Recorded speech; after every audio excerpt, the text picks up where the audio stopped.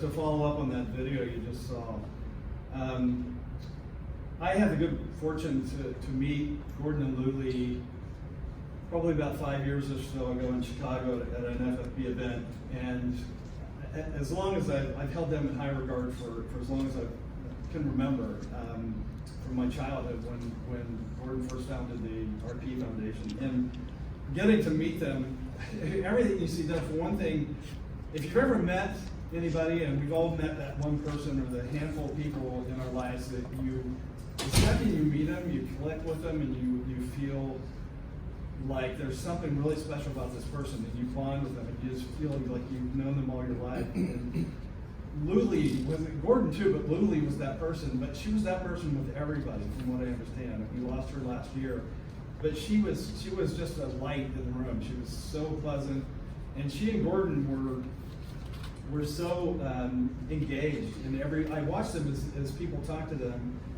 between sessions, and they were legitimately just engrossed in conversation with people. And when I got to talk to them, they really listened and cared about what I had to say, and were concerned with what we were all doing and what we were all dealing with. And I think that's obvious in all that Gordon's done over the years and all that Luli's done. And so what you just saw there shows the commitment from the foundation, from Gordon, with his donation to Luli's next chapter, and what that means to us as a chapter and for other chapters around the country. It means that there's a serious commitment to helping all of us get the resources we need to get what we need as a chapter to help each other, but also to get back to the foundation and make sure it's thriving, and that we're continuing all the research and all the things that good work that the foundation does. So I wanted to remind everybody there is information up here on the table. So if at any point before, after the tour, or at the end of this presentation, if you want to grab some of this information. And before I forget, Peggy Mitchell's birthday month. Oh. So happy birthday, Peggy. Happy birthday. I made cookies. Grab a cookie. If anybody wants to sing happy birthday, you don't want me singing. Got all month, don't worry. Yeah, I recommend birthday month highly. There you go. So does my wife. Unfortunately. And I wanted to make sure that I thank CABVI, and specifically Aaron. CABVI has become a really important partner to our chapter and the foundation.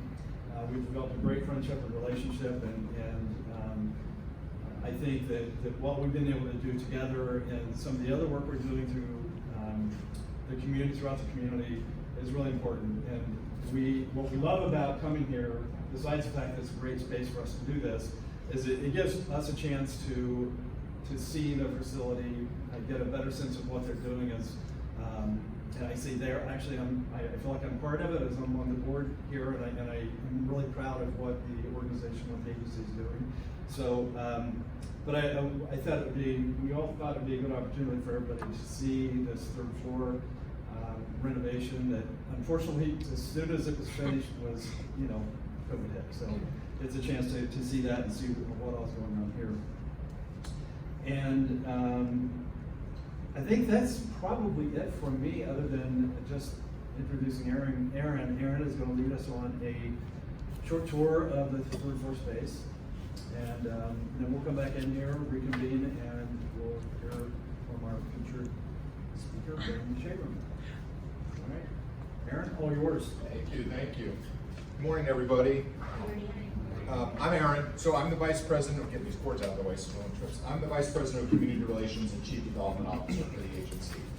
And again, I'll echo Tim's, what he said is, I've been here for 5 years, and we feel really strong about the collaborative partnership we continue to create with FFB.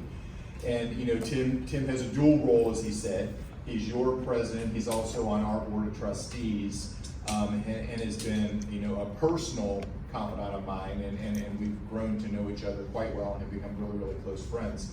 Have a lot of the same interests around creativity and art and things like that. And so what we wanted to do today, to Tim's point, we did a sort of mini capital campaign back in 2019, wanting to create an official ESIS unit, and ESIS stands for Early Childhood and Youth Services. So here, for most of you know about CABVI, but we serve every client from birth to death, we say. And we have distinct programs in each of the individual key areas: orientation mobility, low vision, access technology, social services, and then ESIS, which is early childhood. And before we built out this other half of the floor that I'll take you through, and it won't take long, obviously it's just half the floor. It was funny because when I got here, we do a lot of music therapy programs for children and adults, but primarily for children. A lot of early intervention programs, a lot of things obviously geared towards early youth. And for the first 3.5 years I was here, any of the music therapy programs, we had a Saturday program, we had a summer program, we had things going on during the week. Those music therapists had this sort of bide for area or space. So they would, we have a small room off of the lobby that you entered. They would sometimes be in there.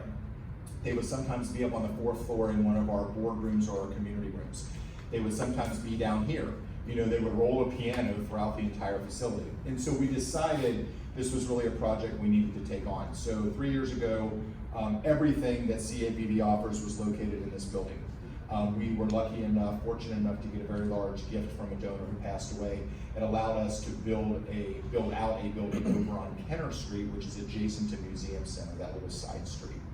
All of our social enterprise went over there, which freed up a lot of space here in this building. And so the other side of this 3rd floor was completely vacant, and very much like your typical warehouse space that you're used to seeing. Almost dirt floors, I say that. They were just hardwood floors, no ceilings, big giant furnace system was in there. And so it gave us the opportunity to imagine what that space could truly look like.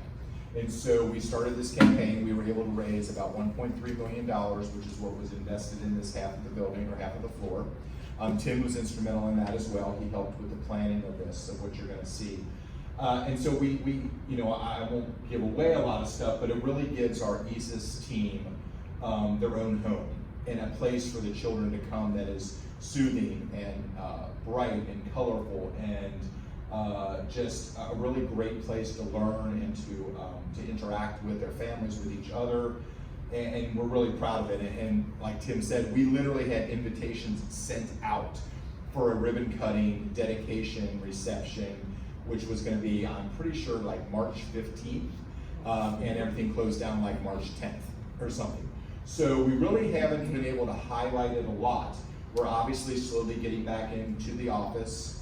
I never left, but a lot of our clinicians had to, on a dime, create remote atmospheres and ways of working with all of our clients through front porches and park visits and Zoom calls and phone calls. We're getting back to normal, which is phenomenal, and I'm starting to see more and more people coming back into the building. So you guys are actually the first, the first external group that's back here as a group that's in person. We have a few things coming up in the fall. I always offer this space up to anybody in the community, because I really think that's part of what we are and what we should be. And it also allows people to come in and who aren't really familiar with our mission or with our agency to see what really goes on here. So we have a couple other spaces that we kind of loan out as well. So with that said, if you guys want to walk through the space, we'll walk through, I'll give you a quick tour. Part of this project not only was to create this early childhood and youth services area, but we also built out a brand new rehabilitation kitchen, which is amazing. And we've created sort of a small scale apartment setting for trainings, that we use with our clients as well, that we didn't ever have. We had a kitchen up on the 4th floor, but it was just a fundamental kitchen from back in the 70s when it was built out. So this really is a phenomenal area as well. So we'll kind of walk through there and kind of makes a big circle, and then we'll come back here in this room if everybody's okay with that. Cool. Oh, one more thing, I'm sorry. I have to do my sales pitch now. So I'm standing here with them in my hand. So our biggest fundraising event, and Tim is always involved with that as well, is we do a Dining in the Dark gala, and I know that FFB does them throughout the country as well. This is our 5th anniversary year coming up, believe it or not.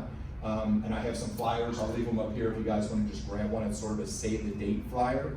It's November 20th, right down the street at Hard Rock Casino, in their event center up on the 2nd level. We were there in 19, and then in 20 we did it remotely last year, which was okay, it was good. But this year we're back together. We're doing this just amazing Alice in Wonderland theme. So it's going to be chock full of a bunch of great fun things going on, as well as obviously the educational experience around literally dining in the dark. And it's been so profound for so many people over the years. It continues to grow and grow and grow. So I'll leave some flyers up here if you just want to grab one as well on your way out. Love to see everybody there on November 20th as well. And Hard Rock is actually being just officially signed on as our presenting sponsor. So they're our presenting sponsor down there. They're a phenomenal group to work with too. So, okay. Any questions before we kind of rock through here that I can answer for you? And I'll be in and out mingling around while you guys are having your meeting and your speech. So. Thank you so much, Aaron, for introducing that new space with us. That was just wonderful.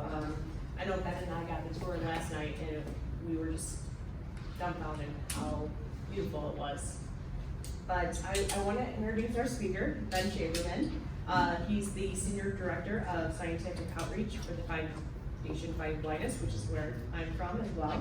But Ben has been reporting on retinal science and research for the Foundation for nearly 17 years.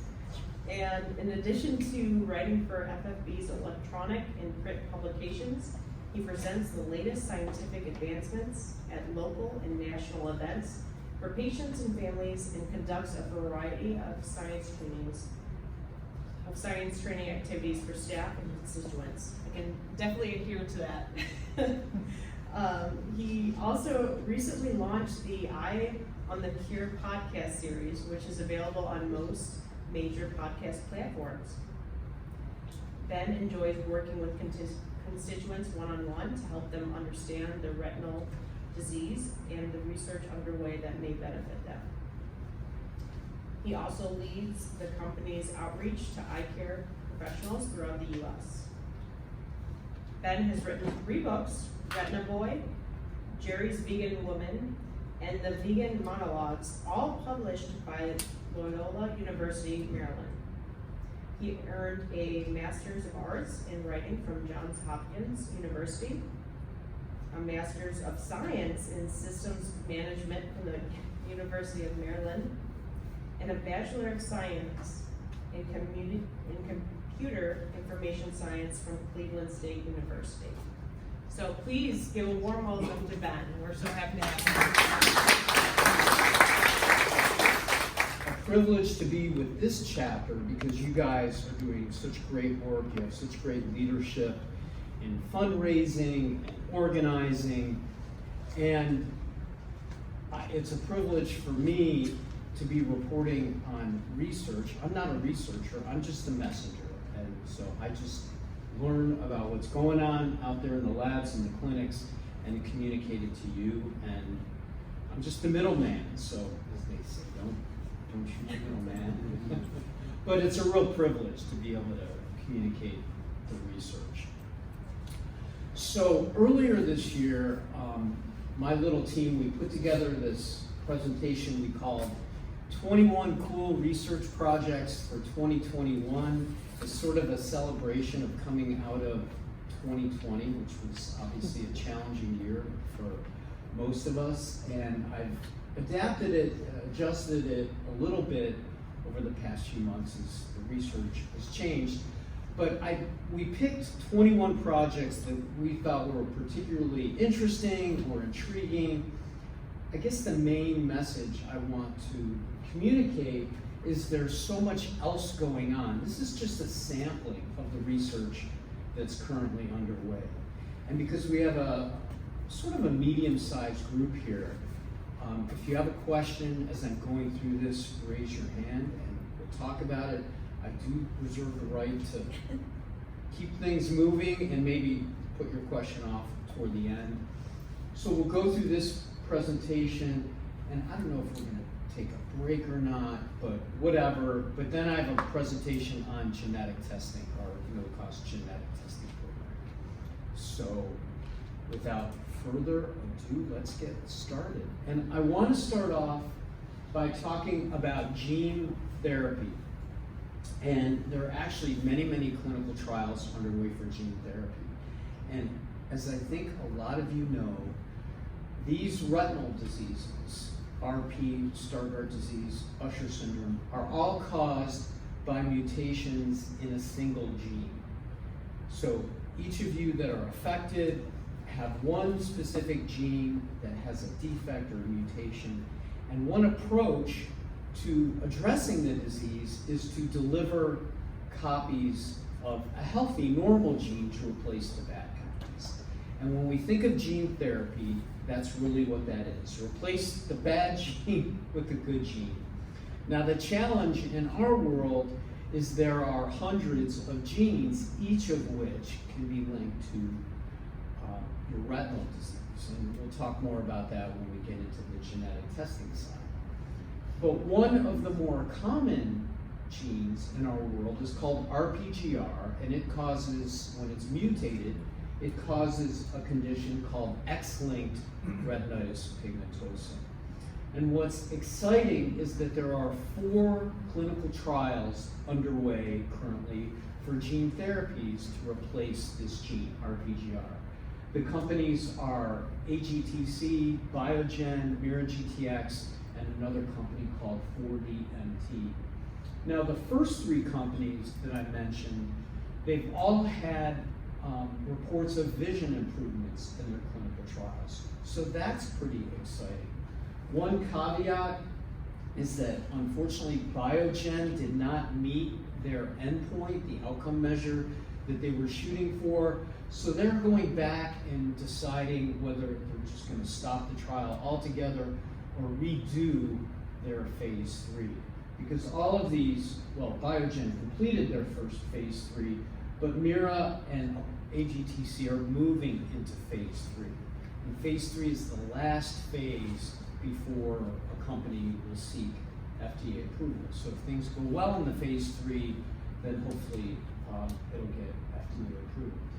Now, 4D is at an earlier stage, but their approach is a little different from these other companies.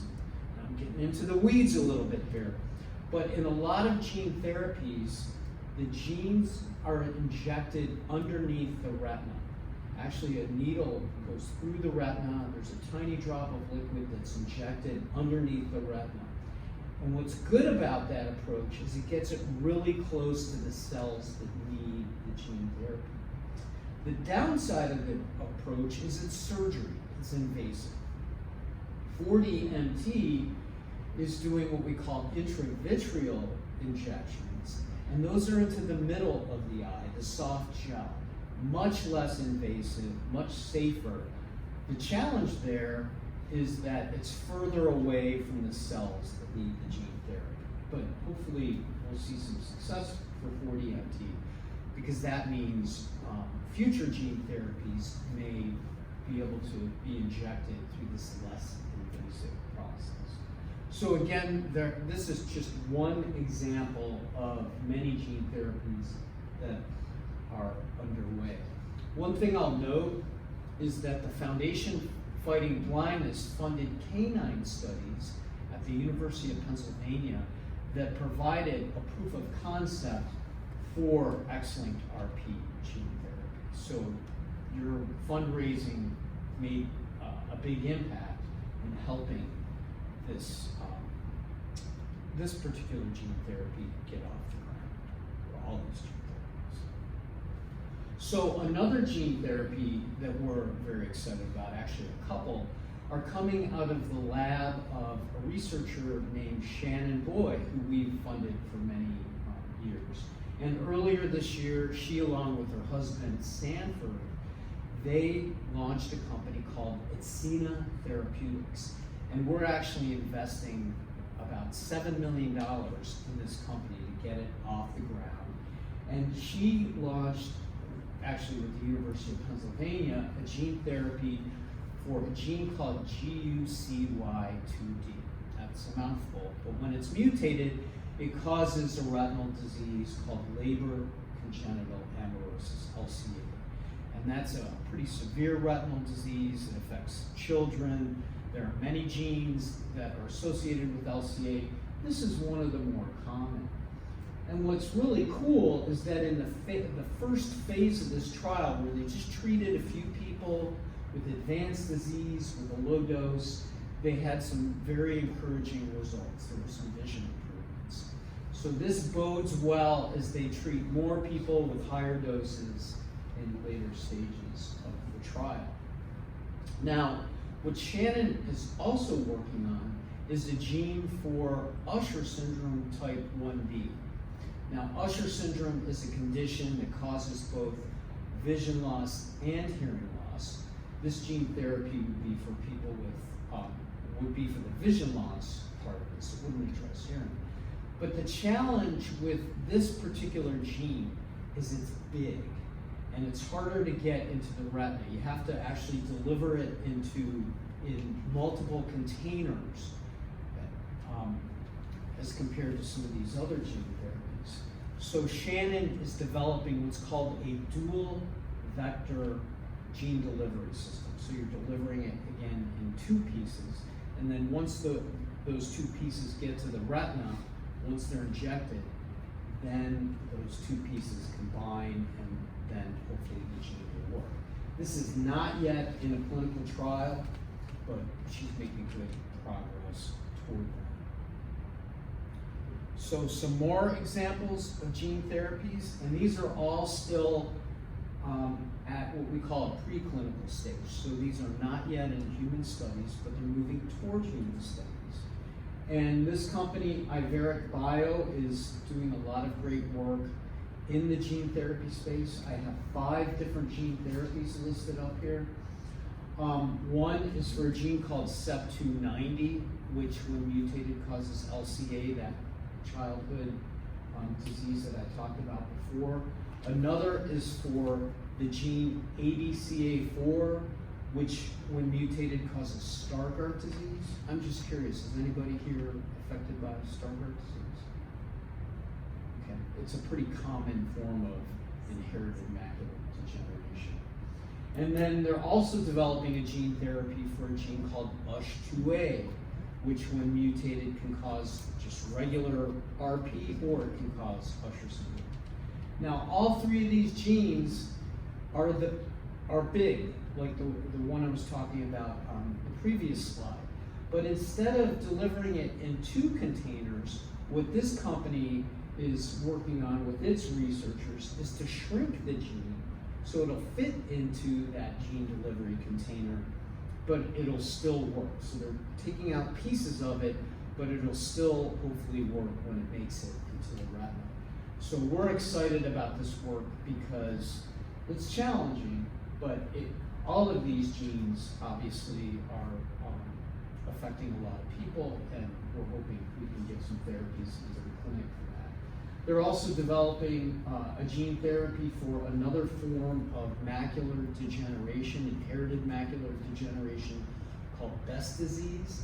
We're hoping that will move into a clinical trial before the end of the year. And then also the gene rhodopsin. And when that's mutated, that causes, it's a common cause of RP. Now the challenge with rhodopsin is, in addition to delivering a new gene to replace the bad gene, you have to shut down the bad gene because the bad gene is making a toxic protein. So it's a little more challenging because it's a 2-step process. Deliver a new gene, shut down the bad gene. So I know I've thrown a lot at you in gene therapy, and as I said, there's a lot more in this particular space happening. Lisa. 2 questions. One is, wouldn't you always have to shut down the bad gene in order to shut down the bad gene to keep it from doing what it does? And the other question I have is, does retinal deterioration, can it ever reach a point where it's too deteriorated to make gene therapy ineffective? Those are two great questions, and I'm That's going why I to, asked you. yeah, I always like good questions, but really any question is a good question, so there's no question, no dumb questions here. Right. But I'm gonna answer your second question in about 3 or 4 seconds. Okay. It's a good question, and that's, again, what Lisa was asking, if the retina is so degenerated, does that mean gene therapy will no longer be an approach that is feasible? And the answer is no, there is an approach that for people with the most advanced retina disease, and we'll talk about that. So, but to answer your first question, in some retinal diseases, the genes are not functioning at all. They're dead in the water. So you don't have to shut them down. All you have to do is deliver a new gene because the copies are non-functional. In other diseases, and usually it's the dominant diseases, and in people with rhodopsin mutations, there are 2 copies of the gene.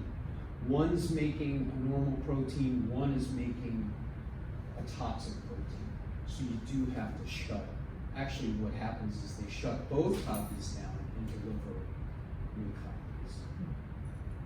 So there are probably many people, and not to out you with your gene, Lisa, but your gene, in the cases of that specific gene, it's just dead in the water, so you don't have to shut anything Wow, that's interesting. You know, science level, it's way above me, but it's interesting. down. Well, it gets complicated, and Yeah. we're about to step into another level of complication, but I think hopefully it'll be interesting. And it'll be important that you ask your questions as well if it's not clear what I'm talking about. Any other questions about gene replacement? I got a question. Sure. I remember maybe 2 years ago or so, I think it was Spark Therapeutics had a FDA approved therapy for LCA as well.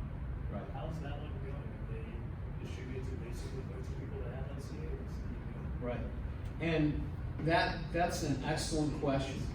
So this gentleman, and I'm sorry, I don't know your name. It's Bryson. Bryson. So Bryson was asking about the therapy Luxturna, which actually I don't have a slide on, but we'll take a moment to talk about it. So Luxturna is for a form of LCA caused by mutations in a gene called RPE65. So I'm talking about LCA today, some other genes for gene therapies that are developing, but the RPE65 therapy was FDA approved. And in clinical trials, it provided dramatic vision improvement to kids and young adults who received it. So to update you, Bryson, I know many dozens of people, kids, young adults with mutations in this particular gene have received the gene therapy, and it's worked well. It continues to work well, and Spark is out there trying to find RPE65 patients. So what's really important about that gene therapy is because it worked, it showed the rest of the research and commercial world that gene therapy is a viable approach. And so it opened the door to a lot of other gene therapy development, a lot of what we're talking about. Good question. So let's move on, and now we're going to move from gene therapy, where you're delivering a whole new gene to replace that bad gene, to gene editing.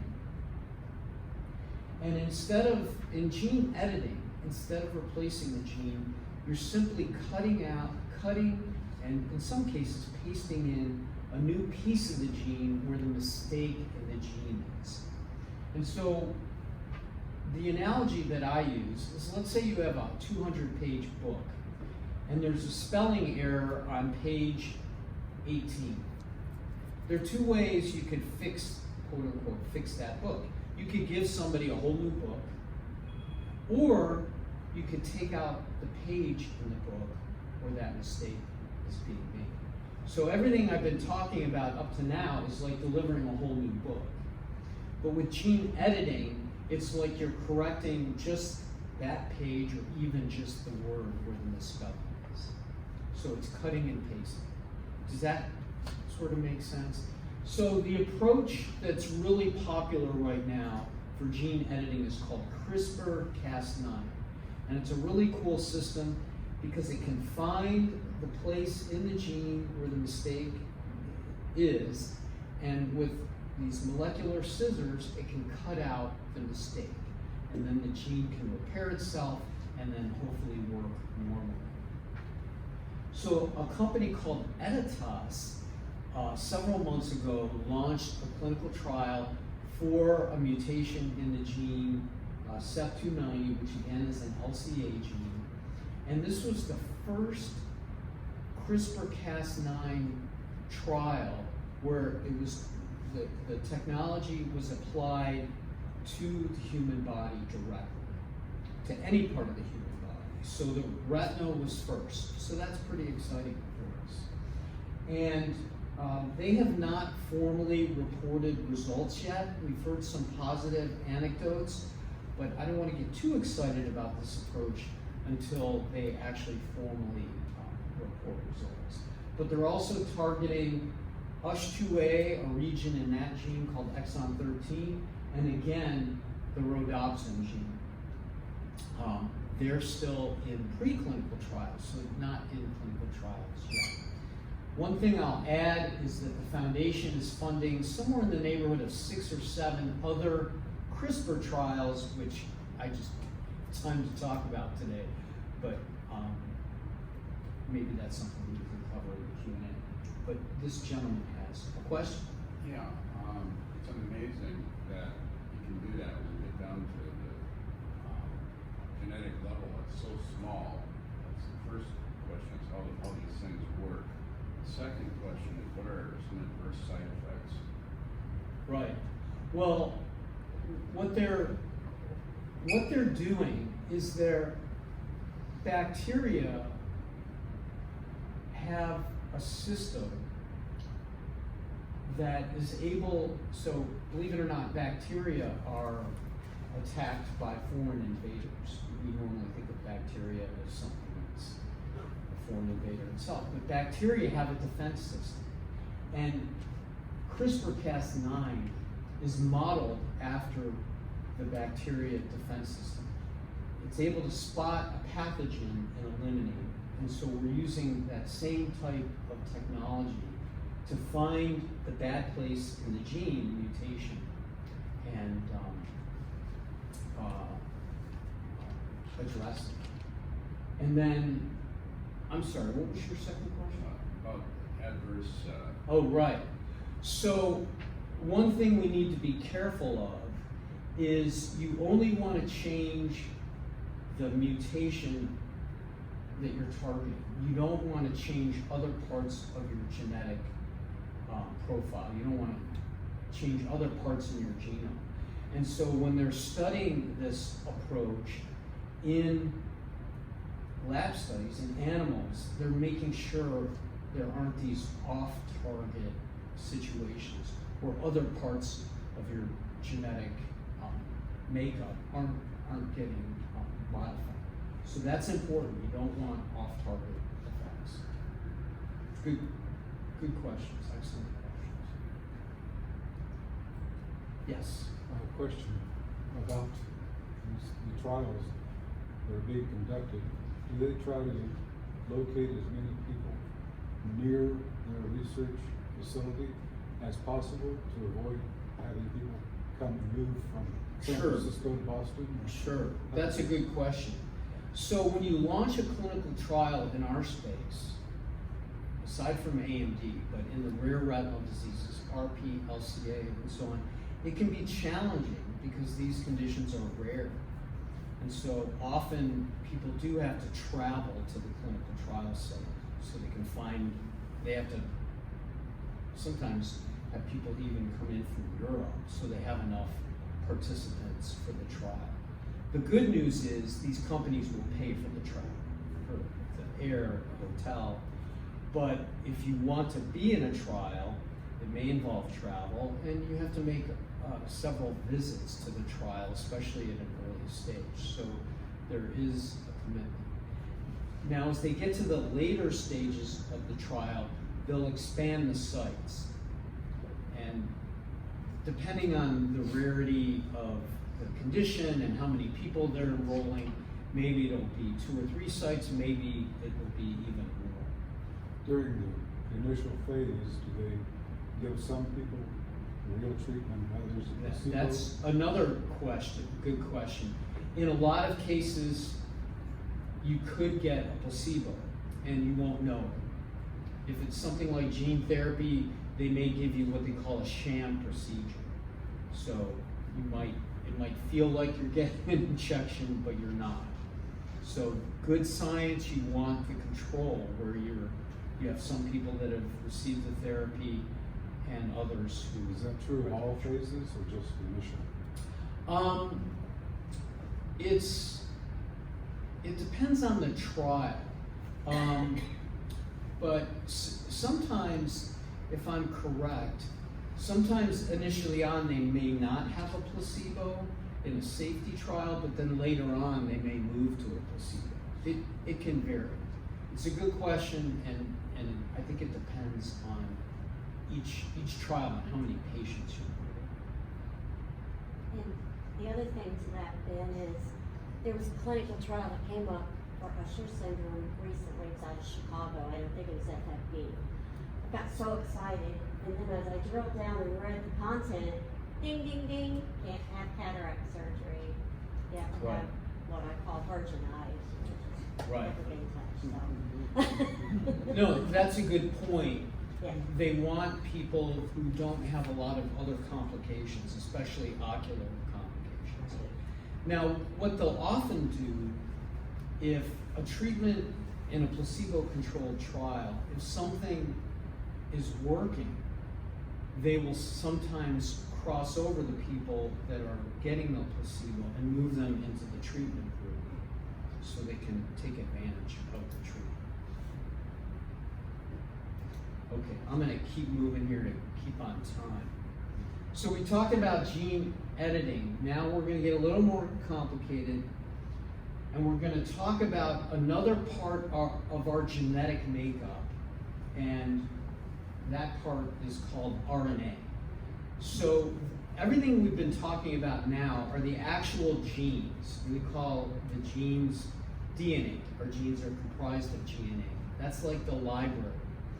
Now, also in our cells is a messaging system that takes information from that library and communicates it to the parts of the cell that use that genetic information.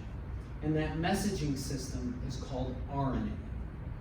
And so some groups are targeting RNA to make the corrections in the genetic mutations. Does everybody kind of follow that? I'm really trying to keep it simple. So you have the library, which is the DNA, you have the messaging system, which is the RNA. So this company called ProCure out of the Netherlands, and we're funding them with about 7 million euros, is developing RNA therapies. And they're targeting, again, LCA, CEP290, USH2A, and also, again, that rhodopsin mutation that I was talking about, P23H. And the way their approach works, it's like a little mask that goes over a region of the gene, maybe the mutation or a region that's created by the mutation, so that when that message gets to the cell, the part of the cell where it's read, that message is read correctly. So we call this tiny mask, it's a tiny piece of genetic material. Now, this is really getting into the weeds, but it's called an antisense oligonucleotide, or an AON. But think of it like a little piece of genetic tape to cover up the region that you need to mask. So when that message gets to where it needs to get, it's being read properly. you sort of follow that. Not very simple, but actually, for those of you that can see on the bottom right part of the slide, you can see this red bar that's going over the piece of RNA, and that's like the mask to cover up the area that needs to be covered up. It could be the mutated region. So what's cool about ProCure is in their CEP290 trial and USH2A trial, they've had vision improvements. The CEP290 trial has moved into a phase 2-3. The USH2A trial is moving into a phase 2-3 since they've had vision improvements. For the rhodopsin trial, they haven't reported results yet, so we're hoping to hear those. I'm hoping by the end of the year. So yet another approach to addressing these genetic mutations. And this will all underscore why genetic testing to identify your mutated gene is so important. Because you have to know what gene is causing your disease for all these approaches that I've been talking about. But now we're going to shift to yet another approach, which is actually a form of gene therapy, but it's designed to work independent of the mutated gene that's causing your disease. That may sound a little confusing, but let me explain. And first off, I want to give you a quick overview of the cells that this gene therapy is targeting. And those are cone cells. Do you all know what photoreceptors are? Those are the cells in your retina that process light, that make vision possible.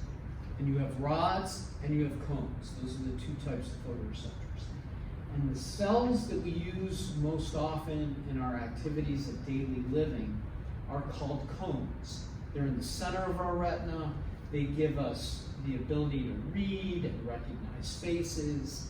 They provide color perception, and they enable us to see in lighted settings. So for those of us who have vision in this particular setting, we're using our cones. And really, if you can just save some cones for people, that could really be a big deal, especially for people with RP or some of the macular conditions. So this company, Sparing Vision, and this is more than 15, 20 years in the making, they're developing a gene therapy that leads to the production of a protein that helps cones stay alive. And I've done presentations where I showed John Travolta from Saturday Night Fever staying alive. That's the theme. It's trying to keep cones alive, to prevent them from degenerating. And it's designed to work regardless of the mutated gene that's causing the disease. So even if you don't know what your gene is, if you have RP or Usher syndrome, this may be something that could be helpful.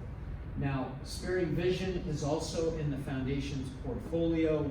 Again, we're investing about $7 million in this company. We're hoping that they can move into a clinical trial sometime within the next year or so. I think it would be in the US and potentially in Paris as well.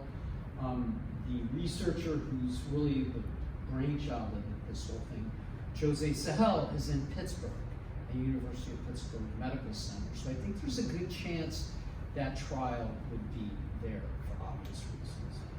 And stay tuned as this moves forward. But again, gene agnostic. So one more form of gene therapy, and this is going to answer Lisa's question. So if you have a retinal disease where you've lost all your photoreceptors, by definition, you've lost all your vision because you need your photoreceptors, you need those rods and cones to absorb light, and that light helps create the images that we see. So if you've lost all your photoreceptors, fortunately, there are other cells in the retina that survive after photoreceptors are lost in many people with RP and some other retinal conditions. And there are different types of cells. For this particular slide, I'm going to talk about ganglion cells. Now, if you're looking at the side view of the retina, the ganglion cells are toward the bottom of the slide, and I have a big X going through the photoreceptors to signify somebody who's lost a lot of photoreceptors. And the idea is to deliver a gene to these ganglion cells that enables them to work something like photoreceptors. So it makes these ganglion cells light sensitive. So ganglion cells normally don't process light. They do other things that are important. So you can think of this approach as being like a backup system for somebody who's lost all of their photoreceptors. You're using the ganglion cells instead. And it's a gene therapy. We call this optogenetics. So this has worked in lab studies, and now there are 3 clinical trials, 3 studies in humans that are using this approach. 2 are targeting ganglion cells, 1 that just started called Nanoscope, they're targeting bipolar cells. But the idea is to use these other cells, other than photoreceptors, as a backup system. Now the trial that I'm highlighting here is being conducted by a company called Bionic Sight. The trial is taking place in Long Island. And earlier this year, they reported results for the first 4 patients in this trial. Now keep in mind, these folks had either no vision or maybe just a little light perception. And all reported some vision improvements. They could see light and shapes and some motion. They couldn't read. They didn't have dramatic vision improvements that we hope or expect, but it brought back a little vision. And the hope is that when they move into higher doses and treat more people, they'll get even better results. But remember, for somebody who's lost all their vision, even a little vision restoration can be pretty meaningful. Some anecdotes that came out of that trial. So there are a couple of participants who are martial arts practitioners. I forget exactly what they practice. Jiu-jitsu. Is it jujitsu? Oh, I don't know. I just like jiu-jitsu. Okay. It might be. But they were able to see their opponents against the mat.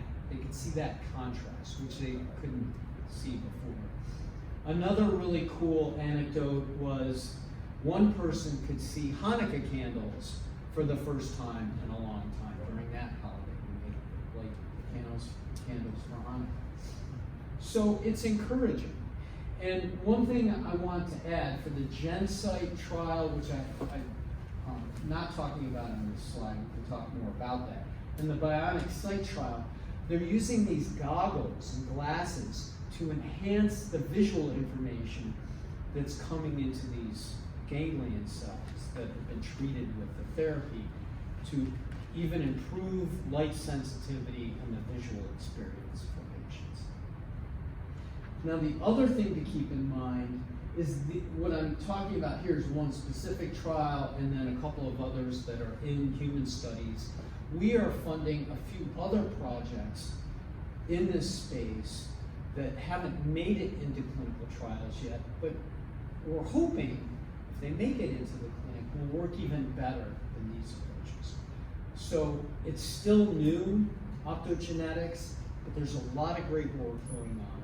And what we're excited about, obviously, is for people with the most advanced vision loss, and it's designed to work regardless of the mutated gene causing the disease. So we need to be patient.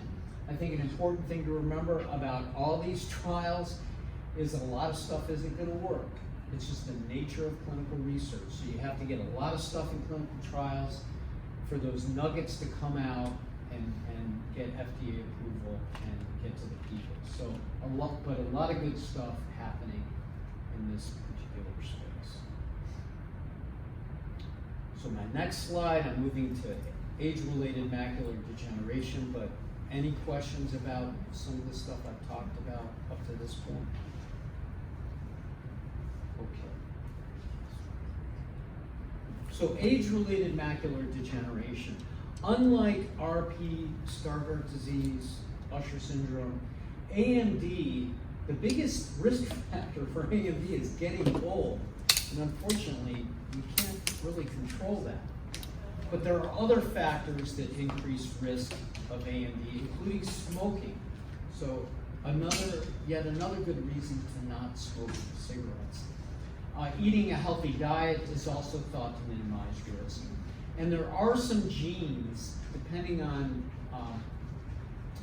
their configuration, can impact AMD risk.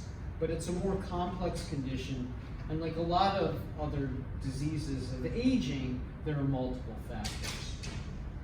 So what researchers, including those funded by the foundation, have learned about AMD is that our overactive immune system is a culprit in AMD. So of course our immune system is designed to fight off pathogens, and we obviously want it to do that. But when it's overactive, it can do damage. And the part of the immune system that's thought to do the damage in AMD is called the complement system. And so what companies are developing are gene therapies that are mitigating or inhibiting the complement system. So if you can shut down the complement system, or at least temper it, then maybe you can slow down the AMD process. Now, just about everybody who develops AMD develops the dry form first, and when it gets advanced, we call that geographic atrophy. And there are a few companies that are developing gene therapies that are targeting different parts of that complement system to slow down the disease. Gyroscope Therapeutics in America. Now, what also happens to some people with AMD is they develop the wet form. And that's when these leaky blood vessels grow underneath the retina. And that blood leads to the degeneration of, ultimately, photoreceptors. So you may be aware that there are treatments that are FDA approved for wet AMD. They're regular injections that a person would get into their eye to reduce or eliminate the growth of these leaky blood vessels. Has anybody ever heard of Lucentis, Avastin, Eylea? These treatments all work. That's the good news. The not so good news is you need these injections for the rest of your life. They could be as frequent as monthly. In many cases, eye doctors have patients come in on a regular basis, but only treat them when they see the vessels reappear, when they see that condition reoccurring.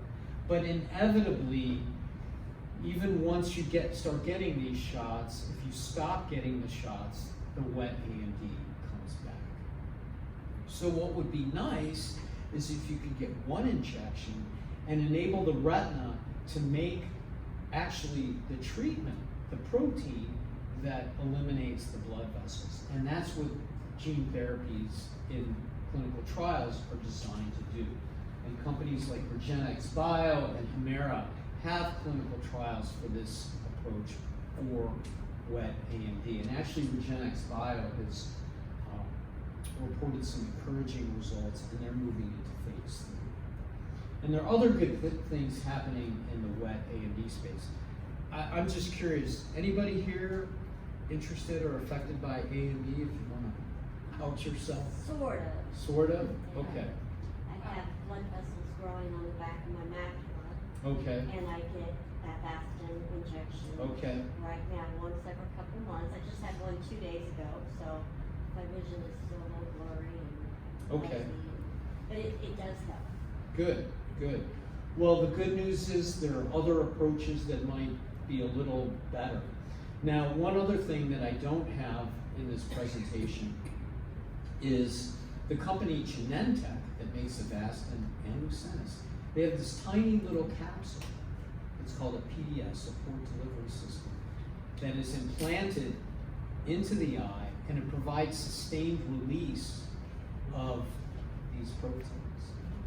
And in trials, that little capsule when they refilled it, it would last for at least 6 months, Oh, wow. even more.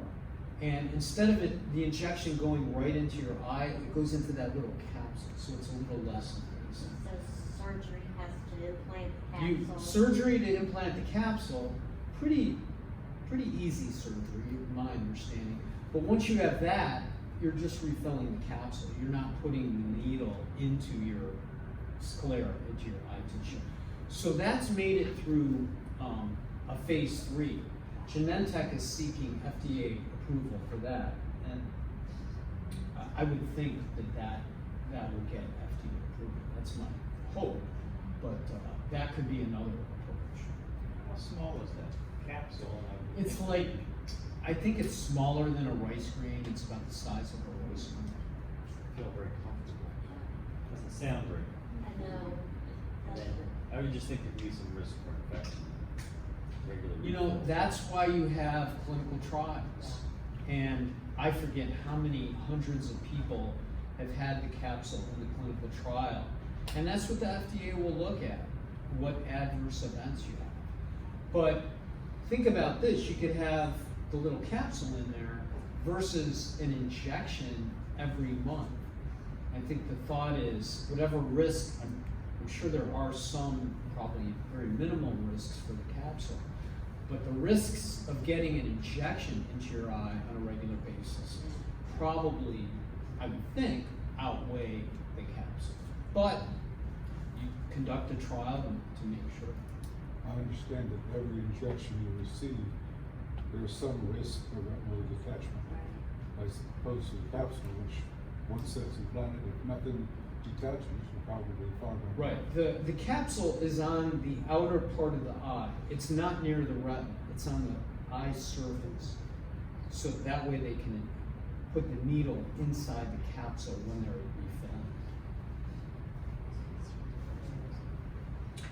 refilling. Okay, we're winding down here. I have 3 more treatments.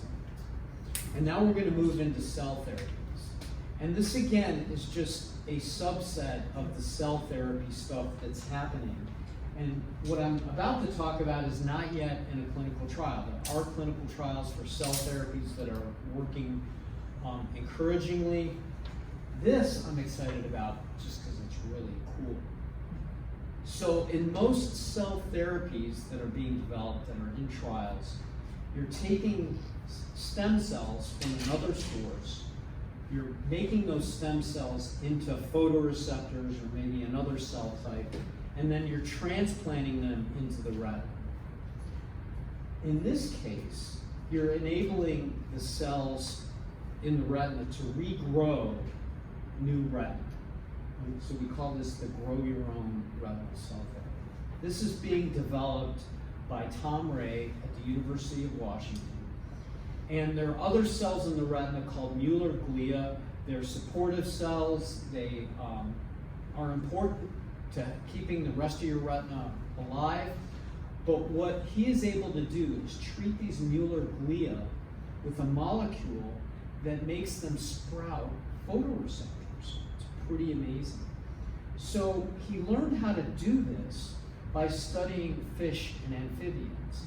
Because if you go back to your biology, fish and amphibians, if they lose arms, legs, tails, they grow back. They have this regenerative capability. So he studied what genes enable these amphibians and fish to grow back parts of their bodies, including their retinas, and he's applying this, hopefully, to humans. He's done it in mice. He's working on it in a large animal now, and hopefully we can do this for people someday, so you can regrow your own photoreceptors. And that has the potential to be a lot more effective than putting new cells into the retina. You greatly reduce the risk of injection from outside cells, and you don't have to worry about how those outside cells would integrate into the retina, because in this case, the retina is growing its own new cells. So really cool stuff. Again, something funded by the foundation. And this would be gene agnostic too. It would be for people who have pretty advanced vision loss who need new photoreceptors. Cool stuff. And in case you can't see, I have a beautiful little yellow spotted salamander. So another stem cell approach that is pretty cool is being, it's in a clinical trial at the National Eye Institute out in Bethesda near where I live, and it's being conducted by Kapil Bharti. And he's doing this for age-related macular degeneration. What's cool about his approach is he is taking the skin or blood from the patient, and he's able to genetically tweak those cells so they revert back to a stem cell state. It's like turning the development clock back on these cells. And then he's able to treat them and coax them forward to become retinal. So the idea here is you as the patient or another human donor, you can just take a small sample of skin or blood and ultimately make retina out of those cells. So you can be your own donor, if you will, of cells. So he's doing this for people with age-related macular degeneration. And in AMD and other conditions like Stargardt disease, Best disease, it's a cell type called an RPE cell that's affected first. So what he's doing is he's creating new RPE cells from this approach. And the approach is called induced pluripotent stem cells. So the idea is he puts these cells that are these new RPE cells on a scaffolding. It's a biodegradable material, a polymer, and he's transplanting that sheet of cells into these AMD patients to replace the RPE cells that have been lost. And the scaffold helps properly orient the cells when they're transplanted. It also aids in their, hopefully, integration and survival. And this approach, if it's successful, could be used for other macular conditions like Stargardt disease and Best disease. And then we have researchers like David Gamm at the University of Wisconsin, who's also developing this approach for other retinal conditions like RP. That's not yet in the clinic, but that's getting close to a clinical trial. So induced pluripotent stem cells. And then finally, this may be the less like cool, innovative thing, but it's really important because it affects a lot of people with RP. And this work is being done by Rachel Huckfeld at Mass Eye and Ear. And for those of you with RP or another condition called retinoschisis, a common consequence, side effect, if you will, of RP, or complication is really a better word, is what we call cystoid macular edema. And it's a collection of fluid underneath the retina. And that causes additional blurriness and vision loss. And if it's not addressed properly, it can make that additional vision loss permanent. And this happens in about 25% of people with RP, and then most people with retinoschisis have this as well. So to treat this buildup of fluid, currently they'll use steroids or another molecule called a carbonic anhydrase inhibitor. You may get these medications orally or topically. Sometimes they work, sometimes they don't. And for people, when they don't work, it's a serious complication. So what Rachel is doing is she's trying to get to the root cause of this CME, to better understand it, so that we can develop better medications to treat it, because it is a common complication. And she has a particular pathway in mind, and then a particular treatment in mind if that pathway is validated as a cause of cystoid macular edema. And I have a picture of Rachel on the right, but on the left is a side view image of the retina. Normally the retina is pretty flat and smooth, but in this image, the retina looks like a small mountain because there's swelling underneath the cells and it's lifting the retina up. And that's not a good thing. If your doctor sees this, this is the sign of trouble because it's showing that collection of fluid, that CME that's accumulating under the retina. But again, we're funding this, and this is a gene-independent thing. It's for anybody who has this complication called cystoid macular edema. Any questions about this? Lisa? You know what, I had that, or maybe I had that, had to be 20 years ago, I don't know, I guess it was an ophthalmologist said, your retina looks spongy, thick, like there was liquid, it's hard to remember exactly what the issue was, but it sounds like what you described. And I remember getting an injection, and I think it was the steroid you mentioned. It didn't do any good, I don't think, I mean, here I am. But I don't think it did anything to decrease what he was calling the sponginess. Right. Does that make sense? Does that sound like? It sounds From like 20 it. years ago? I'm not a clinician, so I'm going to hesitate in Huh. trying to understand his description of it.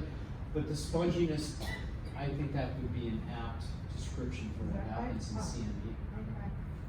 And yeah, it's been a challenge for a lot of people for many years. And, hopefully we can get some better approaches to it. So to finish off, that's my last official slide. Just about everything I've talked about, you can read about on our website at fightingblindness.org. All the clinical trials are listed at clinicaltrials.gov. You can get all the details and contact information for the clinical trials. And then My Retina Tracker at myretinatracker.org is a patient registry where you can get on the radar screen of researchers, and we're going to be talking more about that when I get into the genetic testing portion of my talk. I have a question. Sure. Is FFB still offering free genetic testing? Or You betcha. As they like to say up in the northern Midwest. I've You already betcha. had my gene, I know my gene, but Okay. I just am thinking future. I have a brother who has what I have, Usher syndrome, so he's kind of still in denial, but I keep telling him, it's free. And you can go pretty much anywhere, right? Your primary care doctor. Right, you're scooping my talk here. Oh. No, I'm really glad you're asking these questions, because this, Sorry. no, that,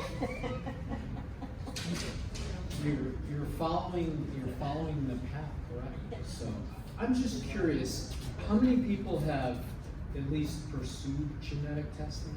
If you wanna raise your hand, and obviously you don't wanna reveal that information. How many people are interested in pursuing genetic testing? Okay. Okay, that's a good mix. So, for the rare inherited retinal diseases like RP, LCA, Stargardt disease, and I don't think there's anybody here with AMD, so we don't have to worry about that. But for all those conditions, there's one gene that has a defect that's causing the condition. But as I said earlier, there's someone somewhere in the neighborhood of 300 genes, each of which, when mutated, could be your gene. And so by identifying that mutated gene, you're on a much better path to understanding what research may be helpful. And so, just go through this. So when a doctor, early on in your condition, or your loved one's condition, when the doctor looked at the back of the eye, looked at the retina, they made a diagnosis. Maybe they thought it was RP or something else. And they do that by looking at how the degeneration is occurring in the back of the eye. But conditions can look alike, and frankly, a lot of doctors may not really understand our space very well. That can be a big challenge. But once you get a genetic test, and if that mutated gene is identified, then you have a clear diagnosis. Then you really know what's going on. And some conditions can look alike. RP can look like choroideremia. Stargardt disease can look like colon rod dystrophy. But again, once you know what that gene is, then you're on a much better path to understanding what your disease is. So I'm going to talk about informed DNA in a minute, but they're our genetic counseling partner, but they showed that in about 13% of cases, the clinical diagnosis changed after somebody got genetically tested. So that's a fair number of cases where the doctor, even a good doctor, just didn't get the diagnosis correct. So that's a really important reason for getting genetically tested. Another important reason is that it can help you understand the inheritance pattern within your family. And a story I like to tell, usually Michelle talks about it because it's her story, but she has RP, and she wasn't sure whether it was recessive or dominant. But once they found the gene, they knew it was recessive. And what that meant is it was very unlikely that her son, her 12-year-old son, was affected. It was a big relief to her. And it was genetic testing that really gave her that information. So again, once you know the gene, you have a better understanding of whether siblings or children or other people in the family may be affected. And then the thing that people are most excited about, and I've already alluded to, is once you know the gene, then you can potentially take advantage of clinical trials that are underway, if they're underway, for that mutated gene. We talked about a bunch of those already, and there's a lot more research that I wasn't able to talk about today for specific, gene-specific approaches. Now, obviously, if somebody is diagnosed with a mutation in RPE65, which is the treatment that Luxturna addresses, then that's great news for them, and they can take advantage of that treatment. So the foundation, since about 2017, has launched a no-cost genetic testing program. And we're doing this in conjunction with a couple of partners. One is a company out of Finland called Blueprint Genetics. And they have a very comprehensive panel that can look at a broad range of genes, and it can look very deeply. It's we call it a best-in-class panel. Then once you get the results from that test, what's really helpful is genetic counseling to help you understand what those results mean. Because with those reports, even doctors have trouble interpreting those reports. But once you get genetic counseling, the counselor will help you understand what the report means, how it may impact other family members depending on what the gene is, and then they'll also know about the research, hopefully, that's underway that may benefit you. And then finally, we hope that whether you get genetically tested or not, you go into our registry to help you get on the radar screen of researchers, clinical researchers who are conducting clinical trials, because they go to the registry to find patients for these trials, and they go to the registry for other reasons as well. But the bottom line is, this program is designed to help patients and families not just find their gene, but help them understand what research is going to help them and maybe even get them into a clinical trial. And it's really designed to help the patient and the family on a path forward. Because there are other genetic testing options. There's another company called Invitae that has a panel. It's not quite as good as the Blueprint panel, but what I would say more important is that they're not looking at the retinal disease space as holistically as we are. They're not looking at the patient as holistically as we are. We want to be more than just a genetic test for you. We want to help you get on a path moving forward so you can better manage your condition and again, take advantage of the research. So excitingly, since 2017, more than 10,000 people have ordered a test through our program. And just about any doctor in the US can order the program. Now, the challenge is, and Lisa was sort of alluding to this before, in that there are a lot of eye doctors out there who don't understand our space. If you go to just a random private practice ophthalmologist or even retinal specialist, they may have no idea what you're talking about when you're talking about genetic testing for an inherited retinal disease. They may not understand your disease either. And that's just a consequence of these conditions being rare. And I want to give a shout out to Jim Shirk. Jim, raise your hand, I think everybody knows you. I helped lead a little team at the foundation that's working to educate eye care professionals about these kinds of resources so they can better help patients like you. And because we're such a small team, we're relying on volunteers in different markets to actually contact the doctors. And Jim's done a great job doing that. So, a little applause for Jim. Thank you. Because that's a big challenge. Yes, there are the Cincinnati Eye Institutes, and I think St. Elizabeth does a pretty good job with IRD patients. But once you get out of those big clinics, most eye doctors, sorry for using this word, are pretty clueless about our space. But the more we can educate those eye care professionals, the more people with these retinal conditions we can help, and also get them into our family and chapters. So the doctor is the one who orders the test. And hopefully when the patient goes in and says, I want a genetic test, they can find a doctor who will do that.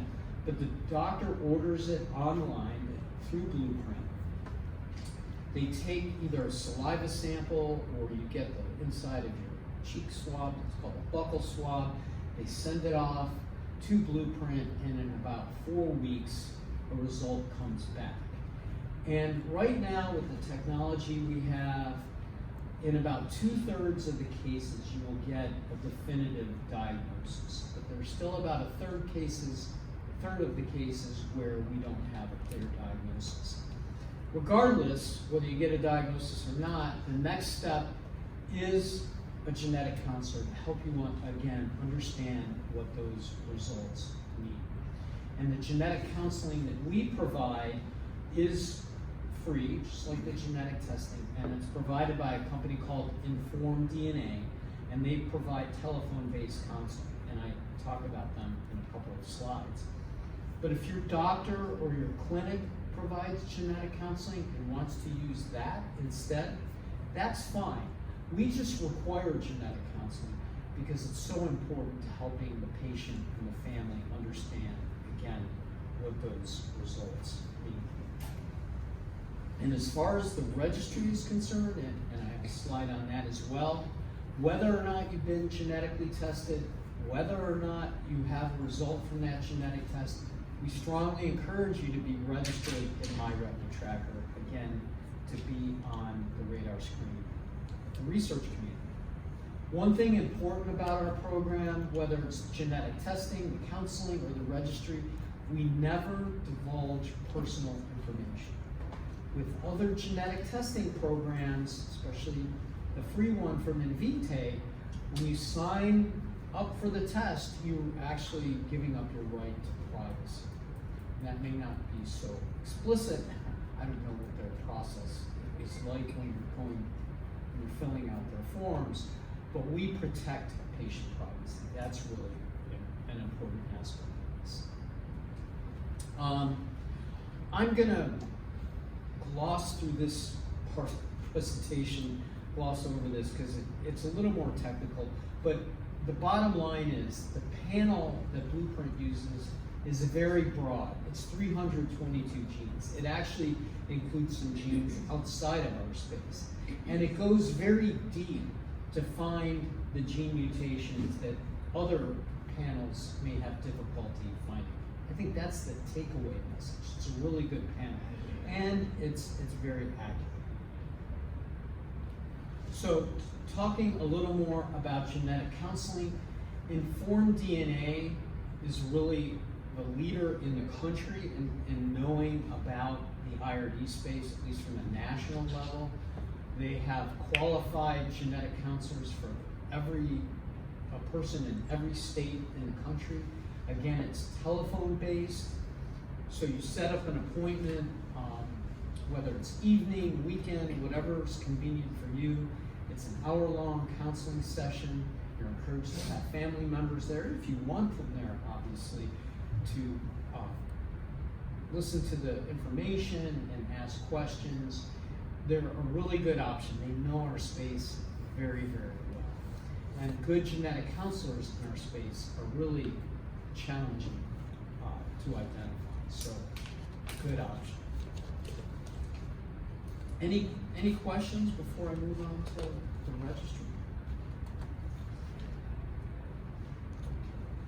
So the registry, again, is My Retina Tracker. It's at myretinatracker.org. And it's a menu-driven registry that you, the patient or a family member, control. You set up the record. You fill out the information. If you're working with Informed DNA, they may help you get started, at least for the first few items that need to be completed. If using a computer is challenging for you, the registry is user-friendly for people who use screen readers and other resources like that. But if you're not a computer user, we do have people on staff who can help you get your records set up. So you can let me know. I can give you an email address so you can contact them and they can help you set up the record. But the idea is really to get on, again, to get on the radar screen of clinical researchers. And over the past, I want to say 5 or 6 years since the registry was launched, we've gotten inquiries from about 150 different groups looking for patients for whatever study or clinical trial. And sometimes these groups come in looking at the data, and again, they don't see the personal information, just to do studies of prevalence and maybe see where different pockets of disease may be, because when they're launching their clinical trials, they want to know down the road how many patients they may have access to. Because these conditions are rare, it can be really tough to find enough patients. But if you can do that early on, before you've actually launched your trial, you can have more confidence that you will be able to fully enroll your trial if you're a researcher. So that's really important. And what happens is when the researcher looks at the data and they do a search, let's say on a gene, they get results, but they don't get any personal information. Those results are given to us, or an administrator at the foundation. We map those results to the actual people who they match with. Then we contact you, the patient or family member, and say, hey, your results matched a particular researcher's search, and if you're interested, you contact the researcher. So that's how we protect patient privacy, but still get people connected to clinical trials. A really important thing to keep in mind, not all researchers use My Retina Tracker. We get this question a lot. So if you're interested in a clinical trial, you should use clinicaltrials.gov as well to look for those trials. Or you could talk to somebody at the foundation like myself, and I can talk to you about clinical trials as well. So yes, be in My Retina Tracker, but don't rely on it, because you could go for a long time without hearing anything. That doesn't mean a trial isn't taking place. It just means that that particular research group isn't using My Retina Tracker. We were approaching 17,000 people, and both the genetic testing program and My Retina Tracker are things that we fund directly, but we have several partners, companies that are developing therapies that also support it as well. Each genetic test, if I'm remembering correctly, costs somewhere in the neighborhood of $1,000 for the total test. But we fund part of that, and we get some support from some of these other organizations. So it's not an inexpensive endeavor, but getting more people characterized, getting them into the registry, and getting them involved in clinical research is a really important part of our mission, because that just helps get more treatments and cures out there. And that's it. Quick Yeah. question. Sure. Is there a geographical distribution ever been conducted on what areas of what countries internationally have higher incidence of RP or macular degeneration? Or is there, in other words, if I'm Germanic, Scot-Irish background, is there a higher propensity for genetic? Right. With certain retinal conditions, especially recessive conditions, they can run in certain pockets, both ethnic pockets or regional pockets. For instance, Usher syndrome is more common in Northern Europe, like in Finland and some of those countries. It's also more common in people with Ashkenazi descent, Ashkenazi Jews, and also French Canadians. And there's a group in Louisiana where it's more common. Those are different forms of Usher syndrome. But the same can hold true for RP as well. So the geography is more related to where certain people from an ethnic group may live, rather than more So people. they don't believe there could be a biochemical involvement in some sort of way we live our lives? with No, some it's chemical strictly that the genes are more common in certain ethnic groups. Exactly. And that's true for the recessive diseases generally. Good question.